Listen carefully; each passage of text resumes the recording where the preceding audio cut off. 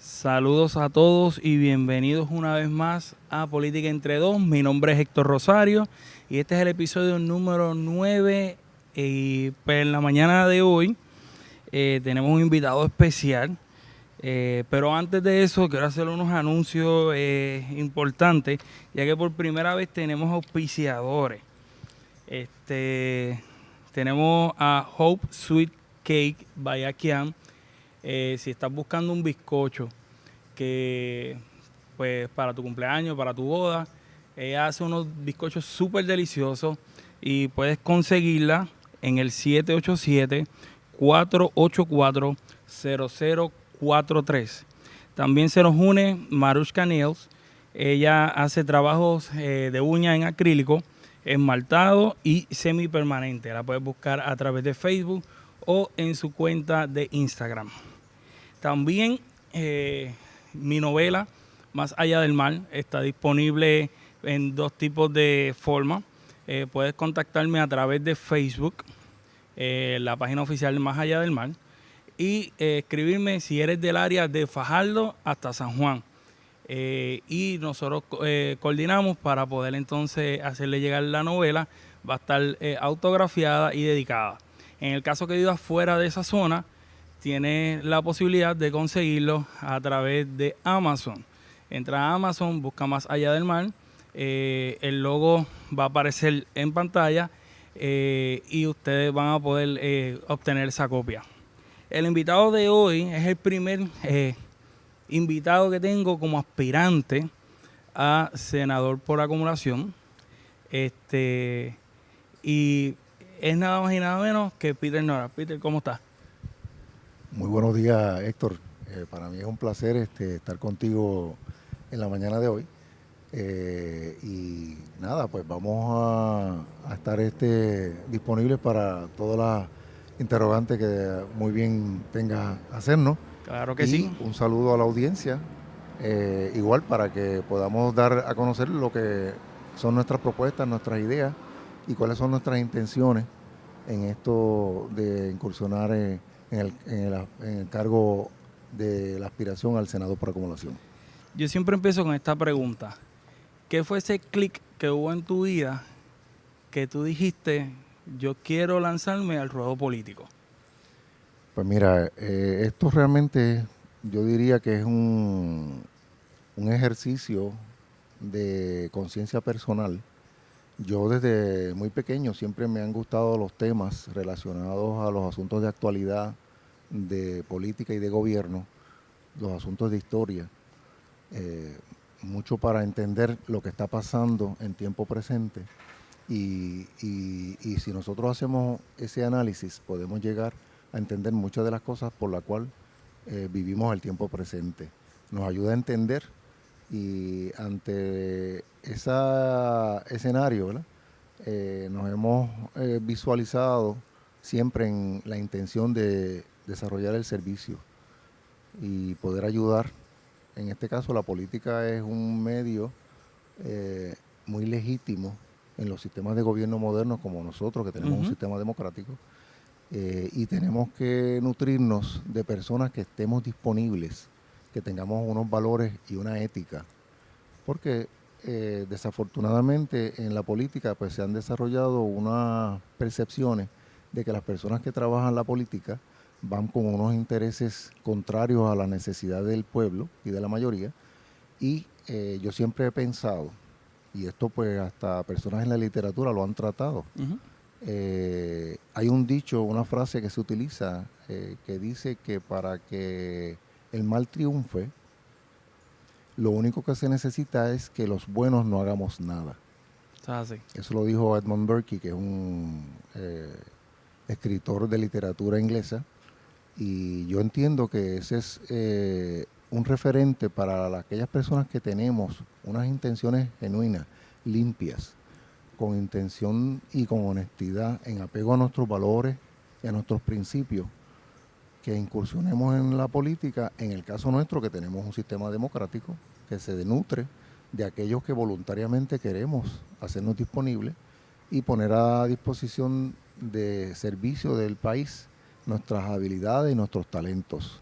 Y entonces, pues desde pequeñito, yo soy producto de la escuela pública, desde Ok. kinder. Y siempre los maestros a mí me comentaban, ¿verdad? Porque ellos veían las conversaciones nuestras de los compañeros, ¿verdad? Pequeñitos, hablando de temas de actualidad y algunos de mis profesores pues me comentaban, no, lo que pasa es que nosotros vemos que tú vas a tener un potencial en la política y vas a poder destacarte porque siempre tienes un interés genuino y vemos cómo defiendes con ahínco las ideas y los conceptos que crees, y eso es un buen motivo para personas que como tú, que tienen esos talentos y esas habilidades, que son dones que Dios nos otorga, Ujú. pues ponerlos a disposición de la mayoría. Yo siempre he tenido la intención de que mi país debe ser, y tengo mucho orgullo de mi país, que es Puerto Rico, que podamos destacarnos y poder hacer de Puerto Rico el mejor sitio para vivir. Y eso es lo que nos ha movido desde muy temprano en mi vida a trabajar este asunto de la política. ¿Cómo fue la niñez de Peter? ¿Era el chico travieso? ¿Era el niño que se portaba bien? Bueno, pues en estas cosas pues hay que verlo desde la perspectiva. Yo Ujú. soy una persona, ¿verdad?, que todo lo digo con mucha humildad, ¿no? No siempre uno es la mejor persona para hablar de uno, ¿no? Ujú. Sin embargo, pues basado en la trayectoria, ¿verdad? Que uno tratando de ser lo más neutral posible, pues yo siempre pues fui una persona que me gustó el estudio, eh, fui muy buen estudiante siempre, desde la edad de la escuela elemental, pues igual tuvimos esa vertiente. Compartíamos, sí, a nivel de grupo con los compañeros. Algunas personas decían, porque me tocó en algunas ocasiones, pues participar en estos concursos que se hacían de las escuelas y Los talent show. no de los talent shows propiamente, sino del conocimiento, Oh, sí, de sí. participar en la competencia de las destrezas académicas. Yo pues representé en algunos de los programas a mi escuela, tanto cuando estuve en escuela elemental, en la Carmen Gómez Terejara, que es en Santa Rosa, en Bayamón, Ok. que fue donde yo desde kinder estuve estudiando. Luego yo soy estudiante palesiano de la Luis Pález Matos, o sea, estudié en la escuela intermedia y superior. Pues siempre me tocó, ¿verdad?, trabajar en esta cosa de ser estudiante orientador, y de poder complementar a manera de tutorías con mis compañeros, ayudarlos, los que tienen más rezago académico. Incluso en escuela superior, ya estando en grado 12 para nosotros graduarnos, me correspondió ser seleccionado el estudiante representante de mi grupo, Wow. y nos tocó tratar de orientar conjuntamente con los programas de orientación que daban las universidades, para que los compañeros de la clase nuestra pudieran hacer la selección de la universidad que más interesaban, y a base de su índice académico, que tuvieran la probabilidad real de poder aprovechar la solicitud para que pudieran finalmente cumplir O sus sea metas, que ¿verdad? O siempre te sea que destacaste como líder. estuvimos como les decía, yo fui pues, delegado de mi clase en las clases graduandas en 1980, que es cuando nos graduamos. Y ciertamente pues desde pequeñito pues tuvimos siempre pues las distinciones académicas que nos otorgaron. Siempre me gradué con honores de los distintos niveles que íbamos allí. En mi clase pues tuve la oportunidad de ganar las distinciones de medallas, incluso de historia, que yo gané en la clase mía de cuarto año de escuela superior. Y pues toda esa trayectoria, ¿verdad?, nos permitió seguir adelante, ¿verdad?, para entonces ya incursionar en la educación superior en Puerto Rico, que pues tuvimos el privilegio de ser admitidos a la Universidad de Puerto Rico, en el recinto de Río Piedra, y allí pues escoger la formación académica que logramos tener. Cuando entra a la UPR en Río Piedra, comenzó a estudiar, hizo un bachillerato en administración de empresas. Eso La es así. terminó en el 84, Ujú. con una doble concentración en mercadeo y recursos humanos. Eso es así. En ese año, a lo mejor usted lo recordará mucho más fresco, este, pasó un evento de una huelga. Usted la recuerda bastante bien. Sí, sí, de hecho esa huelga fue una huelga que tuvo mucho impacto en verdad en los estudiantes que estaban estudiando en el recinto, porque hubo como una inflexibilidad de parte de lo que era el gobierno en aquel entonces, y no es un tema que, aunque parezca algo distante en el tiempo, pero la realidad es que es contemporáneo. Claro. Y tiene vigencia. El motivo de aquella huelga justamente tiene que ver con lo que al día presente están viviendo los estudiantes del sistema público de enseñanza superior de la Universidad de Puerto Rico, que era la revisión de los costos de la matrícula y de hacer una imposición unilateral sin tomar en consideración una transición, como decir, de forma forzada. Y que entonces pues provocó en aquel entonces que todos los organismos universitarios, mayoritariamente, porque esto fue con asambleas y todo, esto no era una cosa de que eran 2 o 3, como dicen por ahí algunas personas que utilizan el término pelú. Sí. Pues allí habían unos cuantos pelú, muchos de ellos que son profesionales distinguidos y que han aportado mucho a la clase profesional en Puerto Rico, pero que estuvieron en la primera línea para defender el derecho de los estudiantes y el derecho y el acceso a la educación de calidad, a la educación superior de calidad, que es lo que los estudiantes que hemos sido miembros y parte del componente del sistema UPR siempre hemos defendido, porque la Universidad de Puerto Rico es tal vez uno de los mejores proyectos que tiene Puerto Rico, una de las joyas de la corona, que es fuente de riqueza para todos los puertorriqueños. La Universidad de Puerto Rico, antes de mi generación, graduó figuras distinguidas, que fueron de los sectores más humildes de Puerto Rico y que se pudieron forjar y abrirse espacios en todos los órdenes, en los órdenes de la medicina, de la ingeniería, del magisterio, de la administración, hasta en las artes. O sea, que o sea, la universidad ha tenido un rol importante para el desarrollo y el crecimiento y la promoción de la riqueza en Puerto Rico. La riqueza se puede generar de distintas formas y una de ellas es con el conocimiento. El nivel de excelencia que ofrece la Universidad de Puerto Rico en su formación académica y el perfil de los estudiantes que admite al sistema, porque todavía se utiliza un criterio objetivo con unos valores y unos índices que le permiten admitir el mejor talento que hay en Puerto Rico disponible año tras año. Y eso pues es algo que se defendió en aquella huelga. Aquella huelga hubo violencia, afortunadamente no hubo muertes, pero sí hubo violencia porque hubo agresiones en una asamblea donde ya estaba acordado que se iba a levantar la huelga. El gobierno en aquel entonces, un gobierno de corte de derecha básicamente, que era el gobernador en aquel entonces era Carlos Romero Barceló, ordenó a la policía que macanearan a los estudiantes en lo que es los terrenos frente a la torre. Y aquel evento provocó agresiones hasta la población civil que estaban haciendo compras en el casco urbano de Río Piedras. Y la gente no encontraba dónde ubicarse. Eso pues fue producto de una crítica bien grande de la sociedad puertorriqueña, porque se vio como injusto. Los jóvenes estaban llevando una asamblea totalmente ordenada, con el quórum requerido, con una representación bien amplia del recinto de Río Piedra, y era para culminar los procesos de la huelga porque ya se había logrado unos entendidos de cómo se iba a escalonar los aumentos, que era lo que se había hecho al principio.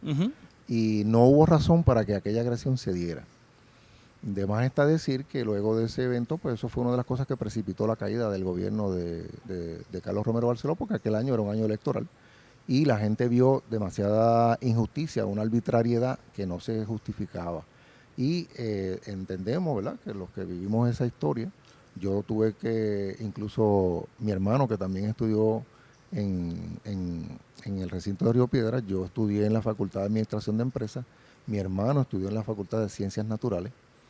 Yo tuve que ir a buscarlo, a ver dónde podíamos ubicarlo en el casco urbano de Río Piedras, porque para aquel entonces pues no se usaban los celulares, ni habían las conexiones de las redes sociales, ¿no?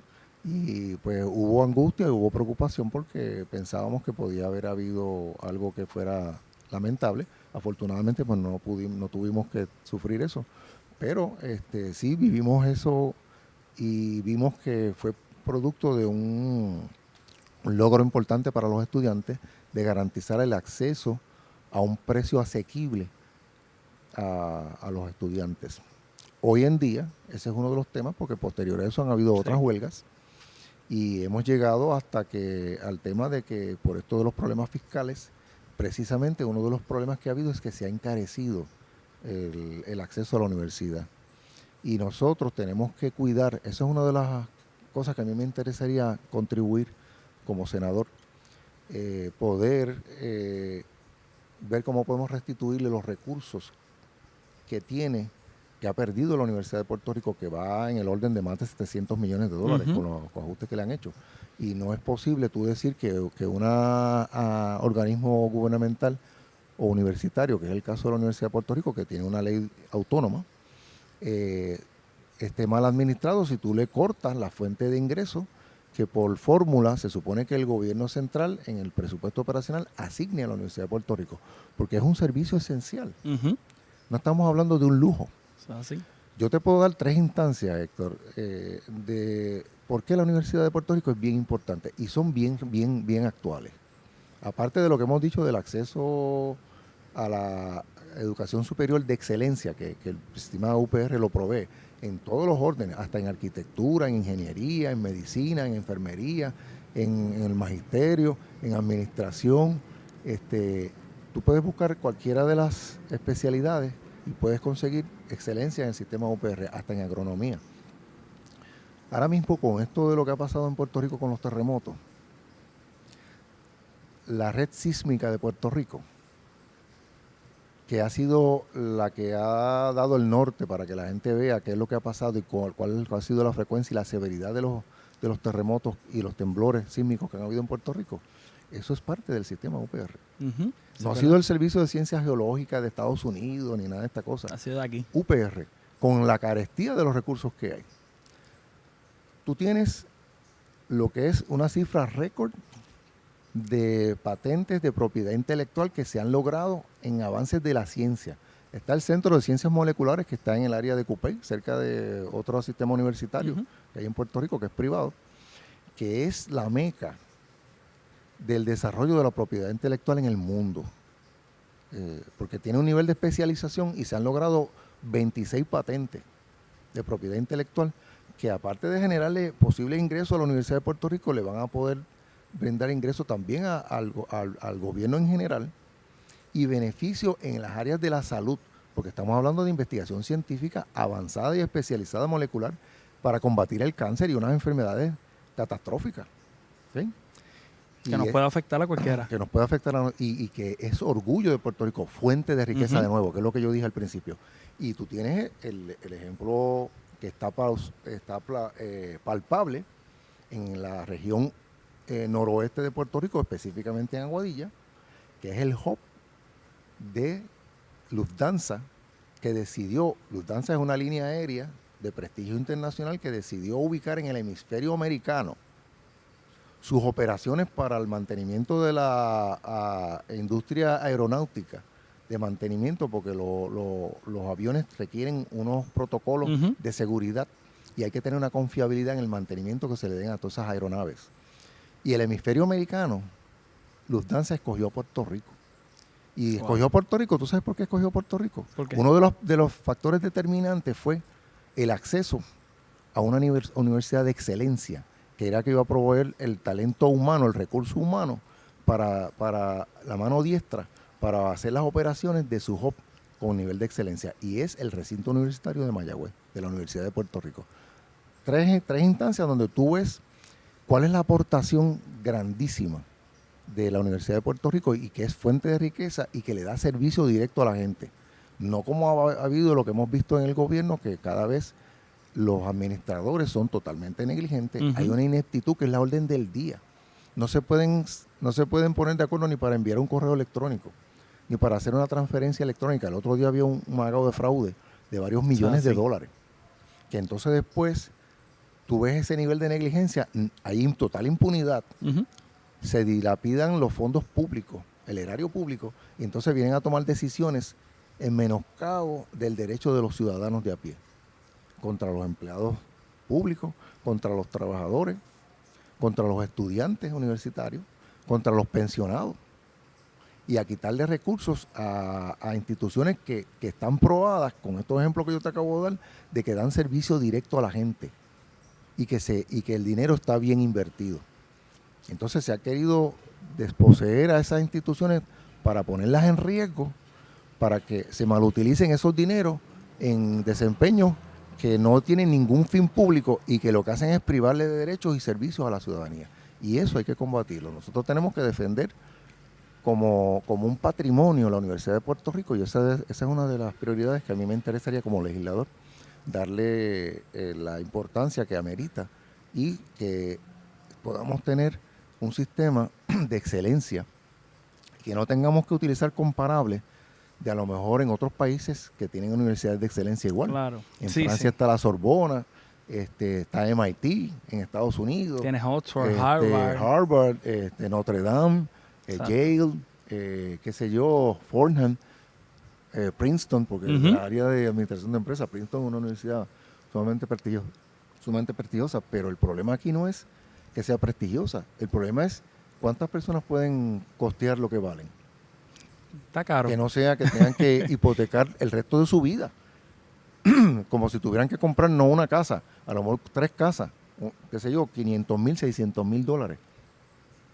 Nosotros tenemos un sistema público que funciona y que ha probado ser proveedor de profesionales en todos los órdenes, que aquí vienen a reclutarlos de la NASA, de los institutos contra el cáncer, de los ingenieros, los maestros, la enfermería. O sea, tú buscas la disciplina y hay una reputación de que tú consigues profesionales excelentes, probos, incluso para la industria hotelera en Estados Unidos, porque nosotros somos bilingües y tenemos la Sí, oportunidad, ¿verdad? que son del área de mi expertise, ¿no? Del área de administración de empresas, que tú tienes para complejos internacionales, ¿ok? Que manejan en Estados Unidos y a través del mundo. Terminas el bachillerato y comienzas a trabajar como técnico de administración de recursos humanos en la administración de derecho al trabajo, que es lo que conocemos como ADT. ADT, eso es así. Y ahí coordinó empleos de verano en el área de Bayamón, municipio de Bayamón. Eso es correcto. Eso fue en el 1985. Es correcto. Si yo recién terminé mi titulación de bachillerato, Ujú. de hecho, graduado cum laude, igualmente, o sea, por la cuestión de que siempre hemos tenido esa Sí, vertiente sí. de hacer las cosas de la mejor forma, y tener la doble titulación en Administración de Asuntos de Personal y Recursos Humanos y en Gerencia en Mercadeo, pues pudimos tener el privilegio de advenir. Nuestra primera experiencia profesional fue en la Administración de Derecho al Trabajo, bajo la tutela del entonces director Rafael Cordero Santiago.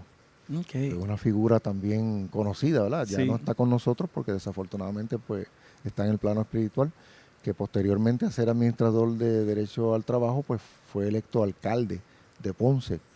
Pero no solamente fue alcalde de Ponce, fue alcalde de todos los puertorriqueños, porque siempre visualizó a Puerto Rico en las oportunidades de desarrollo económico más allá de las fronteras de Ponce. Y era una persona que también estaba muy comprometido con echar hacia adelante nuestro país.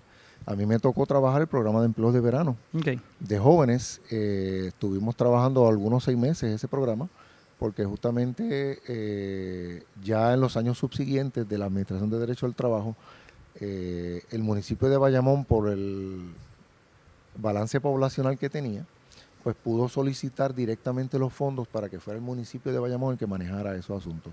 Cuando yo trabajé en ADT, pues era desde el nivel central, y como técnico de recursos humanos, pues nos tocó atender ese programa en 1985, y pues nos ocupamos de darle la mayor oportunidad a todos los jóvenes para que tuvieran su primera oportunidad de empleo durante las vacaciones de verano, que es donde casi Sí. siempre se les ofrecía esa oportunidad a los jóvenes. Y tuvimos que manejar todo el diseño de las propuestas, todo este tipo de cosas. Teníamos que ir a los distintos lugares porque había que tomar en consideración los aspectos de residencia para que también fuera que los estudiantes tuvieran oportunidad de beneficiarse, pero que no les resultara en una costo económico que, vamos a suponer, distante de su zona geográfica de residencia, para que pudieran realmente aprovechar las horas contacto que iban a trabajar bajo las propuestas de oportunidades de empleo de verano. Yo nunca logré accesar a eso, ese tipo de empleo. Pero sí, estuvimos trabajando con otras cositas. Sí, sí. En el 1992 hiciste una maestría en administración de empresas con una subespecialidad en economía y administración. Cuando yo veo los estudios que has tenido, te has enfocado bastante en el área de administración. Sí, de hecho, mi formación académica es esa, en el énfasis del área de administración. Y como en el área de la experiencia, también tengo experiencia en administración gubernamental. El 100% de mi experiencia ha sido en gobierno. Que has trabajado en el área de la Autoridad de Energía Eléctrica. Es correcto. Si yo, de hecho, después que trabajé en ADT, pues en el verano de 1985 pude tener el privilegio de entrar a trabajar a la Autoridad de Energía Eléctrica,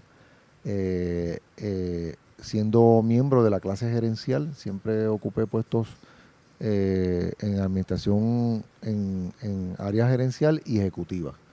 Desde que empecé en el 1985 como supervisor de oficina en el área técnica del Distrito Técnico de Vega Baja, y luego las distintas posiciones que ocupé como gerente en el área de nóminas, que ya era en el Directorado de Finanzas, y posteriormente como gerente en el área de desembolsos de caja de San Juan, para luego entonces advenir a ser miembro en el área de la Junta de Subastas de Energía Eléctrica a cargo de los asuntos financieros y económicos.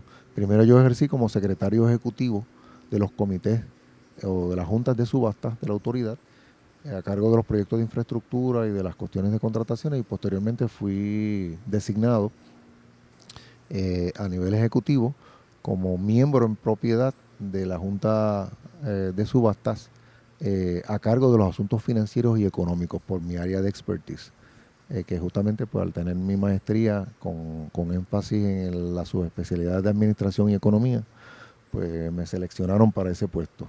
Y un puesto ejecutivo a nivel de carrera. O sea, yo todo el tiempo, en mis 30 años de servicio que tengo de trayectoria en la Autoridad de Energía Eléctrica, siempre ejercí puestos de carrera y siempre advine los ascensos y las oportunidades profesionales que tuve fueron por mérito.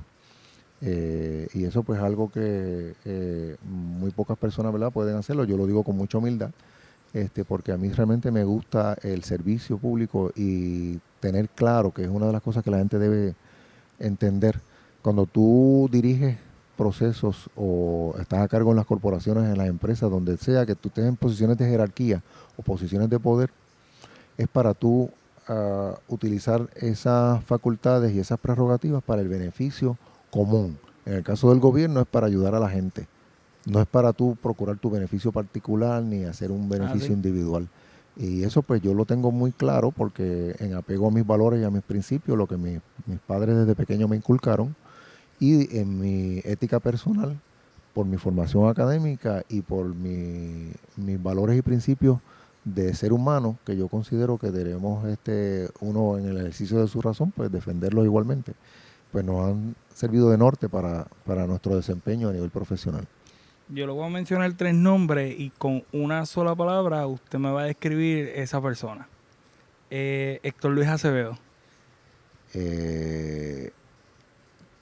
Puede expandirse. Tiene que ser más, puede ser más de uno. Sí, es una persona, es un servidor público de excelencia y de una estatura moral intachable. Tengo aquí el senador Ángel Rosa. Ángel Rosa es una persona intelectual, una persona inteligente, que es catedrático universitario del sistema público en el caso del recinto de Mayagüez. Héctor Ferrer Río. Héctor Ferrer Río es un coloso que ofrendó su vida en apego a sus principios y sus valores. Una persona que es ejemplo de lo que es compromiso de servicio, porque siempre tuvo bien claro defender los principios y los valores en que creía, y lo ejerció hasta el límite de sus capacidades. Por eso digo que es un coloso. Dentro del Partido Popular Democrático, ¿usted es estadolibrista, es soberanista? Bueno, yo soy, primero que nada, yo soy popular. Exacto. Y soy popular por ejercicio de razón propia, de que yo creo y admiro el ideario autonomista. Okay. O sea, nosotros tenemos que ver en nuestra historia, que es algo de lo que nos ayuda siempre, como yo dije al principio, a entender el tiempo presente. Esa es la verdadera importancia de la historia, no es nosotros saber una fecha en particular, que tal cosa ocurrió en tal año, eso pues es un referente, pero el significado de tú poder interpretar el tiempo presente es a través de la historia. Y desde muy pequeño yo siempre admiré la trayectoria de figuras como don Román Valderotti de Castro, como don Luis Muñoz Rivera, el propio Luis Muñoz Marín, y figuras más contemporáneas como don Roberto Sánchez Vilella, servidor público probo, y Rafael Hernández Colón, que es un hombre de Estado y que prácticamente gestó el Puerto Rico moderno y que hizo lo que estuvo a su alcance para el ideario autonomista llegar a su pleno potencial, donde es la persona que más ha logrado en términos de estar de cerca de innovar y mejorar nuestro sistema de gobierno, que se adoptó por voto mayoritario del pueblo en 1952. Que pues ese es el gran debate que tenemos nosotros en la sociedad puertorriqueña, ¿verdad? Donde si aquel acto que hubo en 1952, donde se adopta nuestra constitución, Puerto Rico adquirió una condición de pleno gobierno propio, y que había una aspiración y unas ilusiones que en tiempos más recientes hemos visto cómo esas ilusiones se han tergiversado y se han echado al olvido como que no tienen ninguna validez. Nosotros entendemos que lo que fue la aspiración de tener un gobierno propio, de tener un sistema autonómico, donde nosotros podamos tener dignidad política, pues no quedó debidamente atendido, y aunque sí fue la ilusión genuina de los puertorriqueños, en este tiempo presente, para nosotros nos va a corresponder, las generaciones que estamos dentro del Partido Popular Democrático, que creemos en una relación mutua entre Puerto Rico y Estados Unidos, pero que tenemos que atender el asunto del nivel de subordinación, que hasta cierto punto es indigno, porque no nos garantiza a nosotros unos derechos esenciales. Exacto. Que es, sino la cláusula territorial, es el germen de la discordia. Sí. Porque sí. si nosotros le cambiamos un adjetivo o buscamos un sinónimo de lo que significa lo que es la cláusula territorial, es como el dueño de una casa, el que tiene la tenencia y que se reserva el derecho de hacer lo que le da la gana. Por tecnicismo somos como un botín de guerra. De hecho, Puerto Rico adviene bajo la soberanía de Estados Unidos mediante un acto de guerra, que fue la guerra hispanoamericana, que algunos gente lo llaman la guerra cubano-hispanoamericana, pero que ciertamente Puerto Rico fue objeto de un acto de guerra donde nosotros nos invade Estados Unidos. Primero hizo un bombardeo en la ciudad amurallada de San Juan, y después nos invade por la bahía de Guánica, en 1898. Y fue a tiro limpio la cosa, porque no fue algo que, como han dicho algunas personas, de que fue una invitación. Y eso es una inexactitud totalmente, una inexactitud histórica, que es un disparate. Aquí hubo emplazamientos militares, lo que era la milicia en Puerto Rico estaba a diestra para poder defender en Asomante, que es una de las áreas de la cordillera central, en el pueblo de Bonito. Habían unos emplazamientos de artillería para repeler la invasión. Lo que pasa es que como hubo un armisticio que se firmó, donde España rindió ante Estados Unidos y en cambio recibió una indemnización económica, exacto, pues entonces advino Puerto Rico la soberanía de Estados Unidos. O sea que no fue algo necesariamente cordial, ¿no? Luego hubo unos gobiernos militares en Puerto Rico, y entre toda esa trayectoria el ideario autonomista ha estado siempre proponiendo las reformas necesarias en defensa y en protección de los derechos de nuestro pueblo.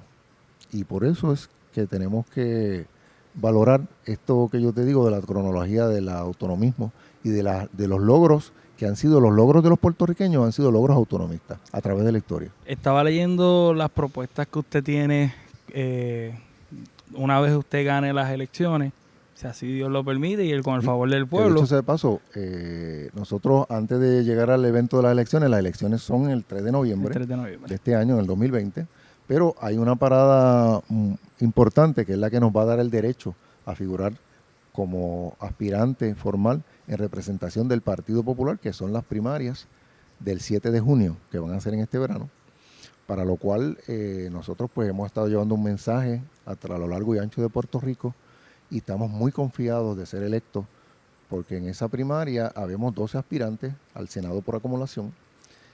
Todos los electores de Puerto Rico, incluyendo Vieques y Culebra, los 78 municipios, van a tener la oportunidad de hacer la selección de los 6 nominados que va a presentar el Partido Popular En la papeleta. en la papeleta para la elección general del 3 de noviembre.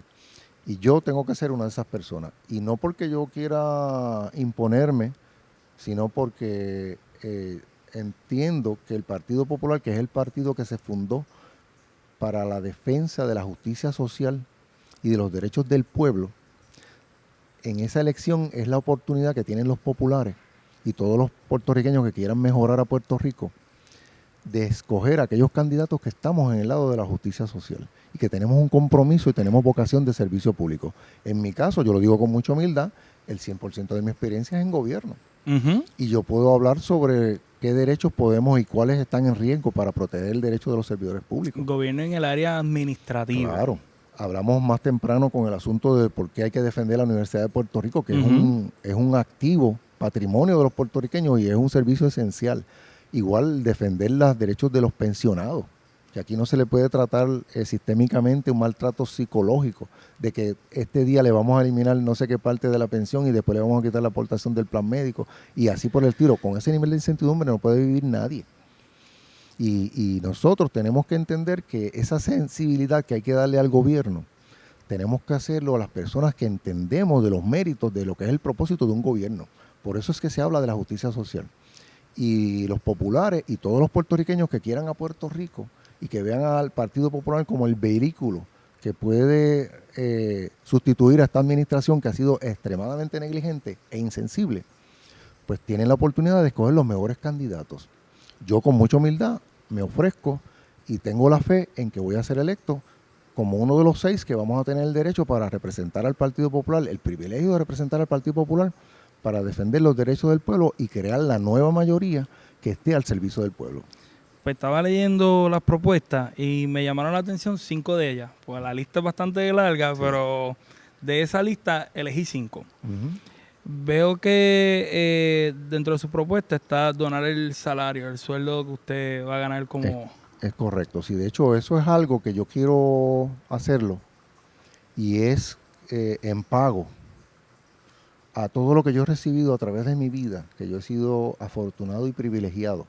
Primero, de haberme formado en el sistema público de enseñanza, que son con recursos del Estado, de los puertorriqueños, de los que pagan las contribuciones, las personas de a pie, que diariamente todos los años pagan sus contribuciones, desde kinder hasta 4º año de escuela superior. Luego tuve la oportunidad y el privilegio de ser admitido a la Universidad de Puerto Rico en el recinto de Río Piedras, hacer mi formación académica a nivel de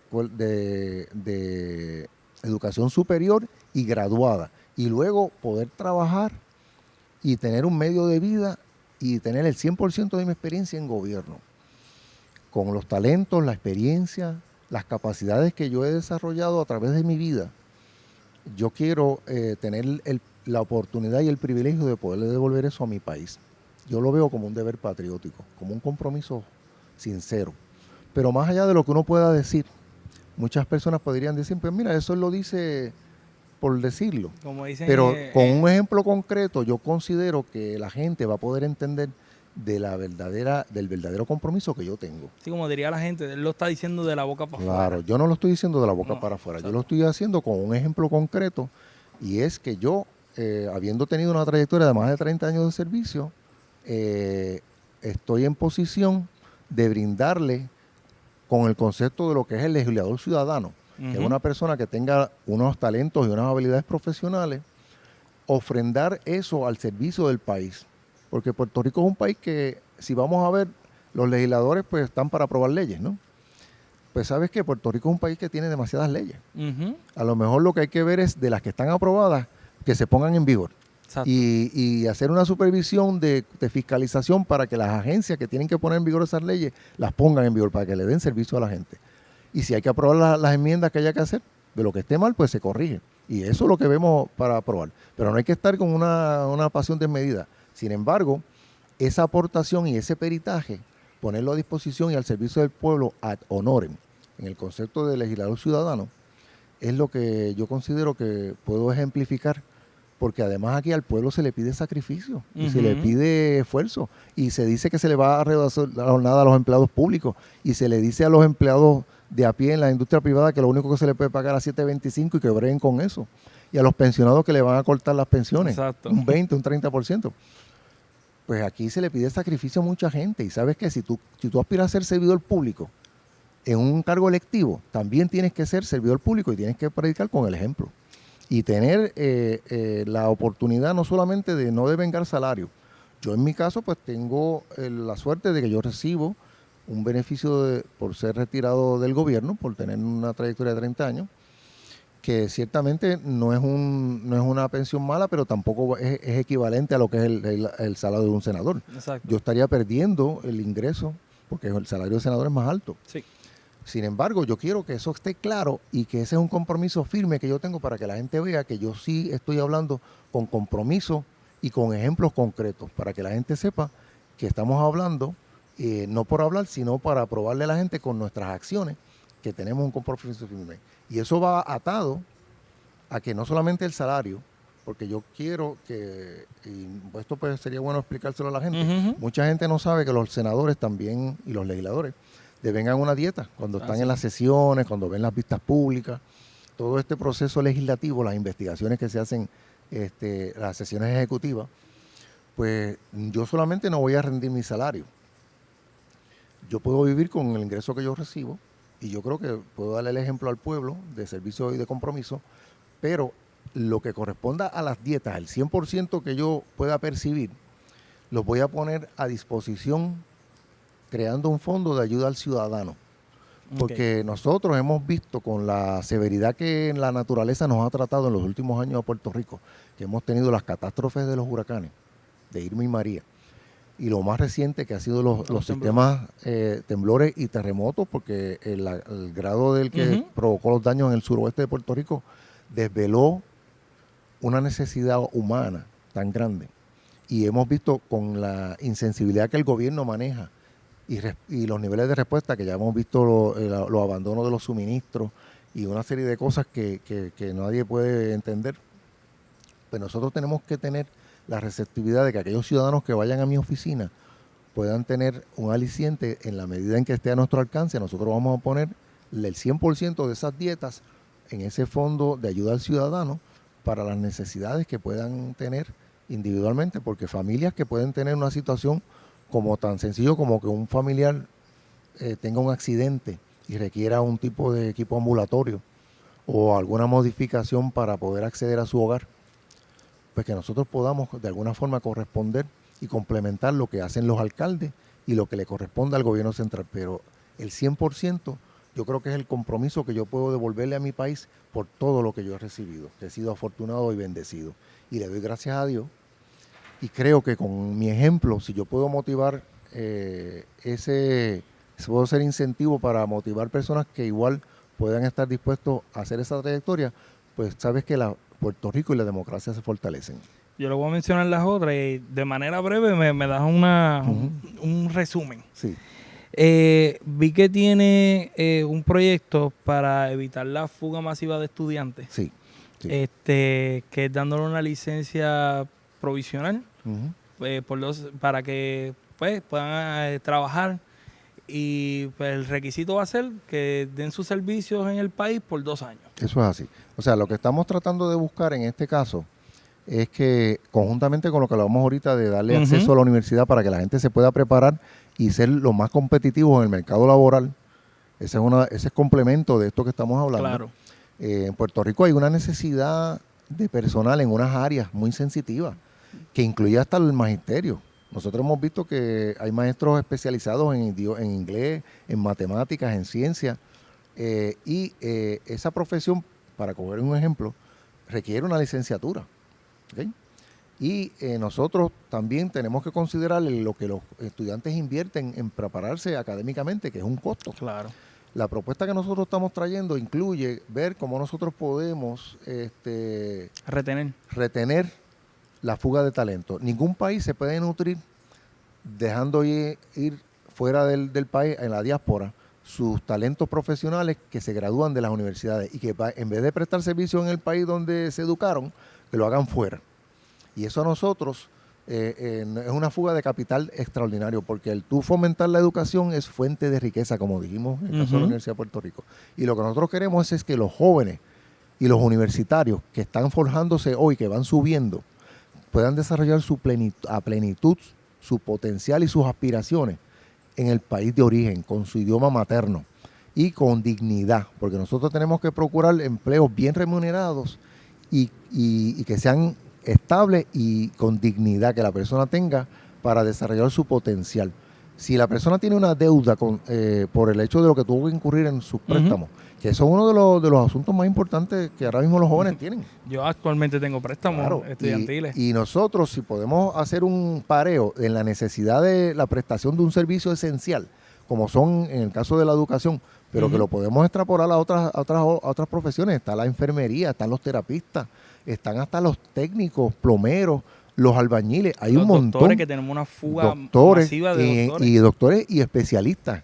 No solamente, porque está el generalista y está el especialista. Pues si nosotros primero podemos lograr que la persona se comprometa a dar un mínimo de años de servicio a Puerto Rico, que puedan ser, en el caso para el saldo de las deudas estudiantiles, de 4 años de servicio mínimo al país, y en el caso de la licenciatura provisional, que es que la persona se pueda capacitar y ejercer la profesión para que cuando esté en posición de tomar la licenciatura acreditada, pueda incluso tener más probabilidades de obtener eso, pues también nosotros darle un incentivo. En el interín nosotros tenemos una persona que va a desarrollar una experiencia, le va a dar un servicio esencial al país, Puerto Rico va a tener un beneficio, y de ese total de que estén cuando culmine su servicio, vamos a poder encontrar gente que incluso van a tener la experiencia necesaria para participar en el mercado laboral de Puerto Rico y aportar aquí en Puerto Rico sus mejores conocimientos y su mejor etapa productiva. Tengo aquí en las clases de empresarismo a nivel primario. Sí. O sea, como te has destacado en el área de administración, Sí. Yo entiendo que debe haber clases para... Es correcto.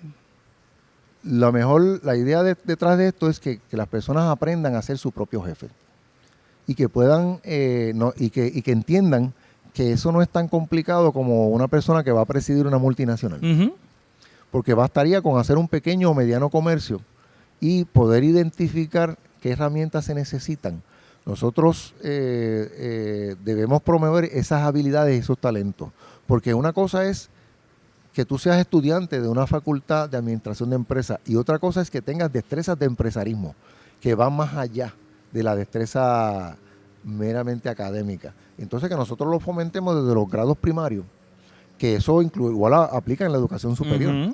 O sea, en la Universidad de Puerto Rico y en todas las universidades privadas, que hay unas que tienen unos currículos de mucha vanguardia, debe insertarse los cursos como requisito medular para las personas conseguir las titulaciones, que incluya cursos en formación de empresarismo, porque eso nos va a dar a nosotros la creación de nosotros podernos insertar en las tendencias más modernas del empleo laboral y poder tener condiciones dignas de ingreso, que la persona no tenga que aspirar a, como se le ha dicho de forma que yo veo hasta que es a tu menosprecio, que alguien diga que con 7.25 puede vivir y sacar adelante una familia. Eso realmente es una humillación. Sin embargo, si la persona tiene los talentos y las habilidades de desarrollar el empresarismo, más allá de la formación académica que decida optar, pues también va a poder tener muchas más oportunidades y eso va unido a combatir la fuga de talentos que va en la misma propuesta de lo del asunto del saldo de las deudas de los estudios académicos, de las licenciaturas Así que todo provisionales, está conectado. del acceso a la universidad, porque tenemos que hacer un conjunto de cosas. Incluso tenemos que ir a fortalecer los programas académicos en los niveles de educación secundaria vocacionales.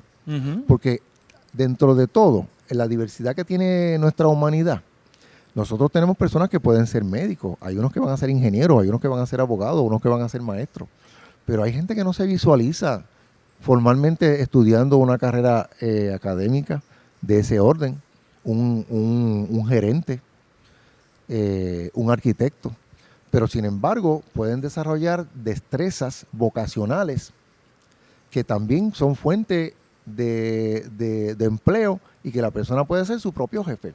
Un ebanista bien acreditado, primero que tiene la formación académica vocacional y segundo, va a hacer algo que le gusta y encima de eso va a poder procurar su propio sustento. Un ebanista que trabaje sin ajararse y que tenga una clientela basado en la calidad de su servicio, fácilmente puede percibir unos $6,000 mensuales. Y yo te digo a ti que eso es un buen salario. Claro. Entonces, si la persona tiene su formación vocacional, también se puede acreditar en una licenciatura y eso le da oportunidad de ser autoempresario, porque al tú presentar una credencial, da certeza de que tú eres competente para desarrollar esas funciones. Y te permite, en las personas que están empezando a salir adelante, si tú tienes que ir hasta un banco para gestionar financiamiento de tu negocio. Y tú le das una formalidad y le das oportunidad a los jóvenes para poder salir adelante.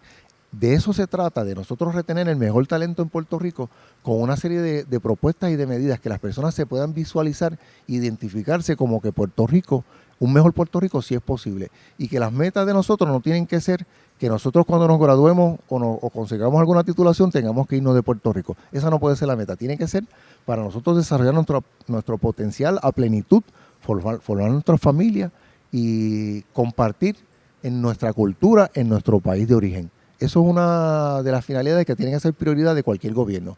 Y nuestro gobierno, el que yo propongo, lo que yo estoy fomentando, es en esa nueva mayoría, desde el día 1, empezar a ejecutar todas estas medidas para el beneficio de la ciudadanía. La cuarta propuesta que tengo aquí es que estás a favor de la auditoría de la deuda. ¿Estás a favor, no importando que eso afecte a los mismos de tu partido o al partido contrario? Bueno, mira, esto es algo que debe ser un proyecto de país. Okay. O sea, nosotros, si tú vas a un banco y tú vas a gestionar un préstamo o vas a comprar una casa, tú tienes que saber cuáles son los términos de la deuda que tú estás contrayendo y saber cuánto vas a pagar, qué cantidad, si lo puedes pagar y por qué tiempo. Pues esa analogía que yo te estoy diciendo, tú no vas a tomar un préstamo que a ti te digan que tú vas a pagar en una mensualidad por 4 años, que vayas a pagar un préstamo, lo tomas, no sé, un préstamo de $20,000 que tengas que pagar $300 mensuales y al cabo de esos 4 años ya tú cubriste esa deuda y tú sabes los términos. Pero en el caso de Puerto Rico, primero, aquí se le está poniendo una obligación a una gente que son los que están subiendo ahora, que no tuvieron que ver con eso. Exacto. ¿Cómo tú me vas a decir que esos van a ser los responsables de pagar algo que hay una deuda razonable, bien seria? Hay una desconfianza del país en general, en la sociedad. Muchas personas profesionales han dicho de que esa deuda puede ser hasta ilegal, se han utilizado esos términos. Y en el interín hubo personas que a lo mejor tenían un rol de lo que llaman la calificación para emitir la deuda, a sabiendas de que habían unas condiciones de flujo de fondos que no había fuentes de repago. Y aquí uno de los problemas principales, y yo creo que eso ha estado siempre de fondo en las últimas 2 elecciones que nosotros hemos tenido, porque le aplica tanto a la administración del gobernador Alejandro García Padilla como al gobernador que tuvo que renunciar en el verano pasado, donde la gente no quiere que haya impunidad en las cosas. Porque si hay gente que se benefició y se lucró a sabiendas de que iba a crear un problema económico y en su defecto lo que es la quiebra que tiene Puerto Rico al día de hoy, pues esas personas deben asumir la cuota de responsabilidad que les corresponda. Y eso no depende de que la persona sea de un color o de otro. Nosotros debemos tener en nuestra sociedad, para que la democracia se fortalezca, tenemos que tener transparencia y tenemos que tener que las cosas estén sobre la mesa. Yo creo que el ciudadano de a pie estaría dispuesto a entrar en un acuerdo para el servicio de la deuda, porque no es que no la paguemos, pero que paguemos la proporción de la que sea justa y que corresponda, porque incluso Estados Unidos, que está de fondo en todo esto y a lo mejor se ha querido desvincular, tiene que ver con la decisión de la determinación de que se hizo para que en los mercados en Estados Unidos se colocaran unas obligaciones que claramente había dudas sobre si se iban a poder o no pagar. Así que hasta Estados Unidos tiene que ver con esto. Pues mira, no necesariamente el móvil tiene que ser para asignar culpas. Ese debe ser uno de los efectos residuales.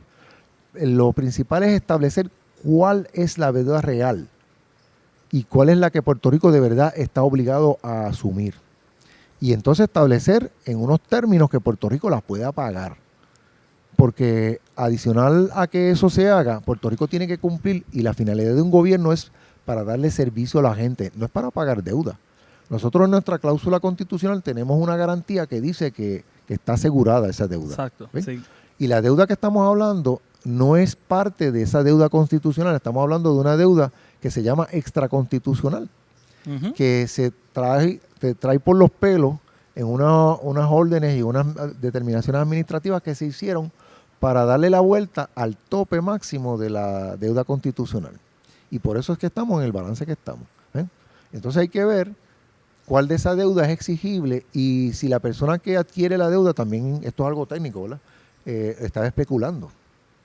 Y a lo mejor lo que quería era, con una inversión mínima, sacar un rendimiento 20 veces mayor.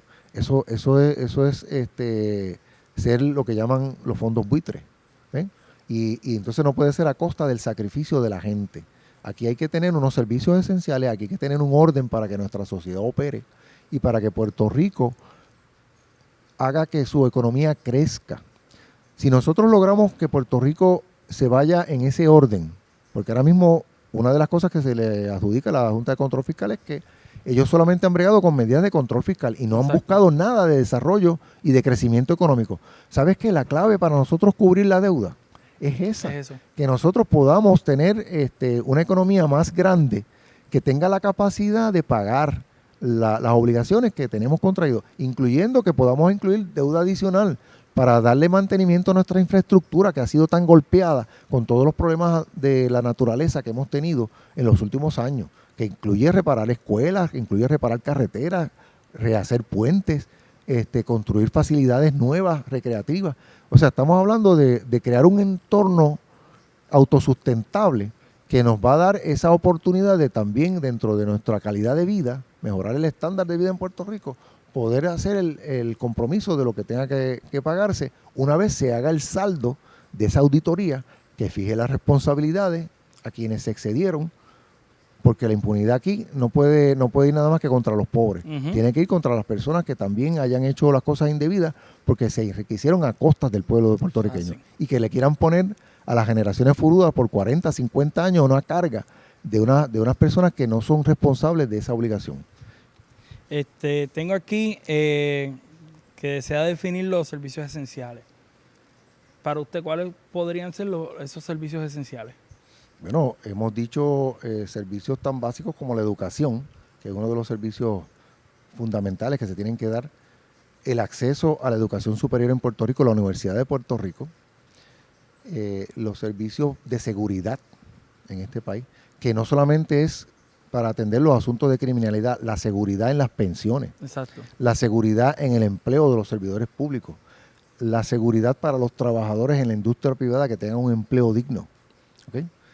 La seguridad para combatir la criminalidad con los recursos y con los enfoques correctos para promover que se combata la proliferación de la criminalidad, los escalamientos, los crímenes, los delitos, incluyendo la no violencia y el concepto de convivencia en armonía y de respeto mutuo.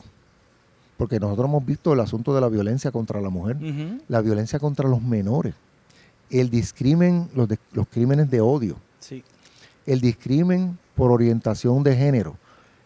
Nosotros tenemos que en los grados primarios fomentar en los currículos que haya un nivel de respeto mutuo y convivencia, que se respete la dignidad del ser humano y que se mantenga en un nivel de jerarquía donde las personas puedan respetarse mutuamente, aunque tengan diferencias, aunque piensen distinto, y que eso sea lo que dé la concordia en una sociedad avanzada, moderna, como lo que nosotros aspiramos para que sea Puerto Rico un mejor país.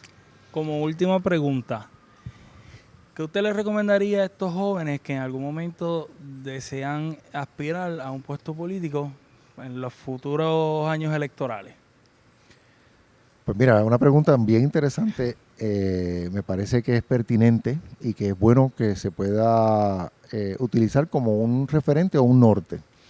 Yo les recomendaría a esos jóvenes primero felicitarles por tener interés en contribuir y ayudar a su país y que ser protagonistas de un mejor Puerto Rico.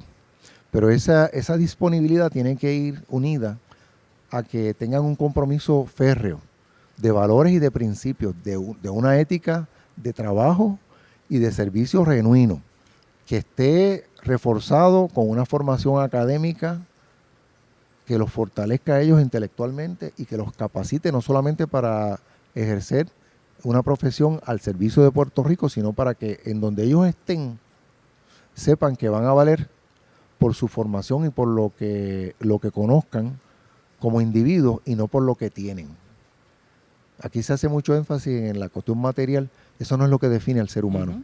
El ser humano lo define su conocimiento, su aprendizaje, su formación, su crecimiento de individuo en las relaciones interpersonales, y personas que estén diestras a la altura de la demanda de lo que es el mercado laboral en los tiempos modernos, con todos estos enfoques tecnológicos, y que ellos puedan poner ese caudal de conocimiento al servicio de un país, es algo que tienen que sentir orgullosos. Yo los invitaría y los exhortaría a que, si así lo creen pertinente, que haya, mientras más personas disponibles que tengamos, vamos a tener mejores oportunidades como país. Y eso me daría a mí una satisfacción tan grande de pensar que Puerto Rico sí tiene un futuro, y tiene un futuro bien promisorio, que va a ser para el beneficio de todo nuestro país, y que nosotros podamos convertir en un país de clase mundial y que seamos uno de los mejores países para vivir en el mundo, con calidad de vida y con oportunidades para todos por igual. Así que para mí sería un motivo de orgullo y una complacencia sobremanera que eso se diera. Y los exhorto, ¿verdad?, a que se preparen y que se hagan disponibles, porque la democracia un poco depende de aquellas personas que voluntariamente nos hacemos disponibles con un compromiso y con una ética de trabajo para sacar adelante a nuestra sociedad, a nuestra gente y a nuestro país. Nada, como última cosa, haga la invitación para que vayan a votar en las primarias. Sí, claro, nosotros pues nos hemos dado a la tarea de en estos meses llevar un mensaje que queremos que la gente lo tenga claro, que sepan la importancia de lo que se va a llevar a cabo ese día, del 7 de junio, que es la selección y el escogido de las mejores personas, hombres y mujeres, que van a configurar la nueva mayoría de la administración de cara al 2021. Puerto Rico necesita hombres y mujeres comprometidos, que queramos a Puerto Rico con el corazón, que tengamos la ética de trabajo, la generosidad de espíritu, de hacerle justicia social a nuestro país, a nuestra gente. Yo humildemente he llevado ese mensaje, hemos recibido una acogida bien grande sobre esas propuestas.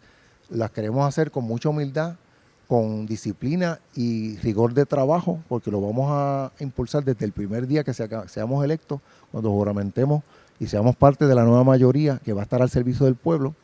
Y lo que queremos es que las personas se inscriban, verifiquen su estatus electoral, separen esa fecha, porque ese es un compromiso para mejorar la democracia en Puerto Rico. Eso es así. Nosotros necesitamos tener claro que aquí el aparato gubernamental tiene que ser para el servicio de la gente, no puede ser para los privilegiados y para darle la espalda al pueblo y para que se roben los fondos públicos.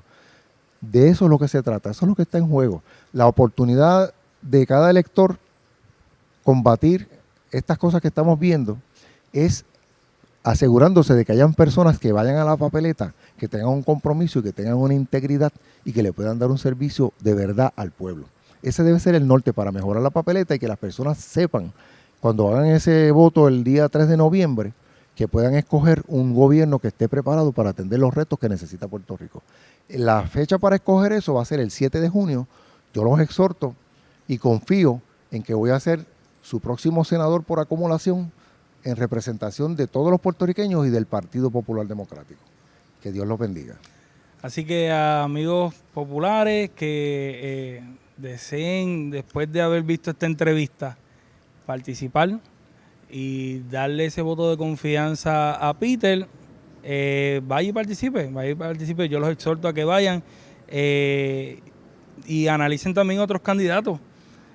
Porque es una familia, el Partido Popular es una familia, igual que el Partido Nuevo Progresista, igual que el Partido Independentista. El Partido Popular va a nominar 6 compañeros al Senado por acumulación, 6 candidatos a la Cámara por acumulación. Exacto. Así que es una plantilla que hay que escoger. Sí. Así que hay que mirar bien esa papeleta, las personas que tienen el compromiso, que estamos en el lado de la justicia social, que estemos y seamos parte de ese grupo, que seamos las mejores personas capacitadas para atender los retos y las necesidades que Puerto Rico quiere. ¿Cómo te podemos conseguir en las redes sociales? Bueno, en mi página de Facebook pueden verificar Peter J. López Norat. Okay. Igual en Instagram y en Twitter, para que entonces pues puedan ver las propuestas que nosotros tenemos y conocer un poco más de nuestro trasfondo y poder mantener la comunicación efectiva.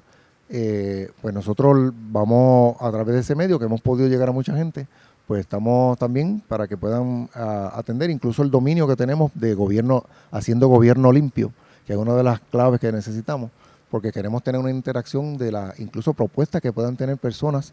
Estamos dispuestos a impulsar todo lo que sea iniciativa del legislador ciudadano para que puedan incorporar y nosotros poner a disposición los recursos técnicos de nuestra oficina para que ideas que son de beneficio a la comunidad también se puedan atender, y lo vamos a hacer a través del dominio de gobierno, haciendo gobierno limpio.